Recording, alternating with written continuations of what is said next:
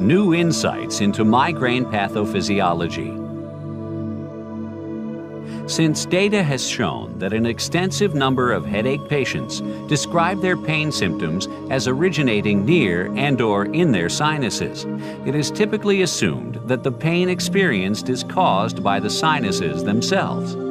However, a closer look at the pathophysiology of migraine may lead to a different conclusion.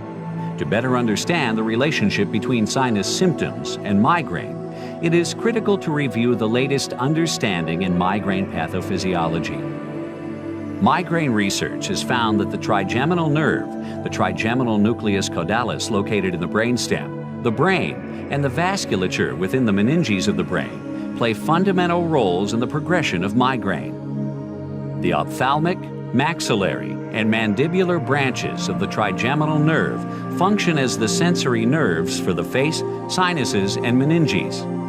One of the current migraine theories focuses on the connections of the trigeminal nerve and its associated vasculature within the brain's meninges. This theory explains that a migraine begins when certain triggers provoke a diffuse neural dysfunction within the brain and brainstem. The diffuse neural dysfunction causes a cascade of events, including vasodilation of meningeal blood vessels and activation of the trigeminal system. The dilated blood vessels cause stimulation of the trigeminal nerve terminals on the blood vessels, resulting in the release of vasoactive neuropeptides. These neuropeptides induce neurogenic inflammation, exacerbate vasodilation, and have been linked to the pain of migraine. Interestingly, triptans, routinely prescribed for migraine headache, are believed to relieve migraine pain by interfering with the vasodilation cascade.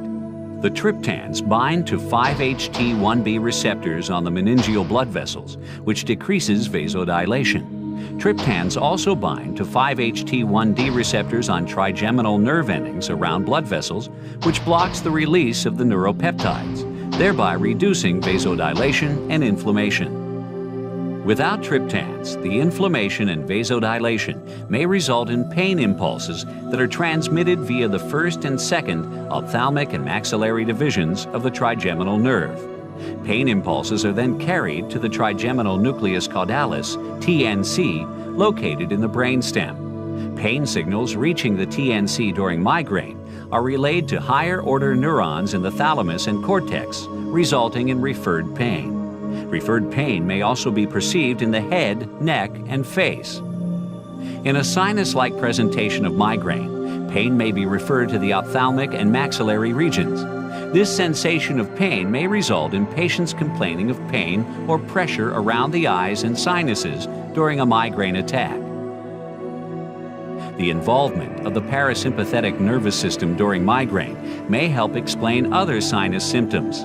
The parasympathetic nervous system includes the superior salivatory nucleus and nerve fibers that travel with the maxillary division of the trigeminal nerve, extending to the sinuses and tear ducts.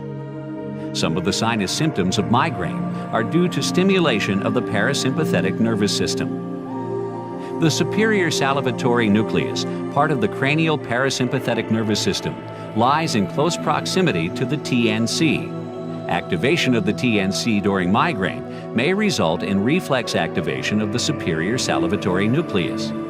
Parasympathetic fibers exiting the superior salivatory nucleus run parallel to the trigeminal nerve branches and innervate the sinus cavities and tear ducts. The reflex activation of these fibers by the superior salivatory nucleus during migraine results in sinus symptoms such as rhinorrhea, nasal congestion, and lacrimation. These symptoms, in combination with the perception of sinus pain or pressure, may mislead physicians to a diagnosis of sinus headache instead of migraine. Thus, we can conclude that the pathophysiology of migraine, with involvement of the trigeminal nerve, is consistent with the clinical data and observations that sinus symptoms often accompany migraine attacks. Activation of the TNC can result in sinus symptoms including perceived pain in the sinus area innervated by the trigeminal nerve fibers and reflex activation of the cranial parasympathetic nerves producing lacrimation, rhinorrhea, and nasal congestion. As a result, In patients with recurrent disabling headache accompanied by sinus symptoms and the absence of infection, the diagnosis of migraine would seem appropriate. The ongoing research in migraine is assisting physicians by increasing the awareness, knowledge, and diagnosis of migraine, with healthcare providers renewing their commitment to recognize and manage the disease through careful, diligent, and appropriate patient diagnosis. Successful treatment of the 14 million undiagnosed migraine sufferers can occur.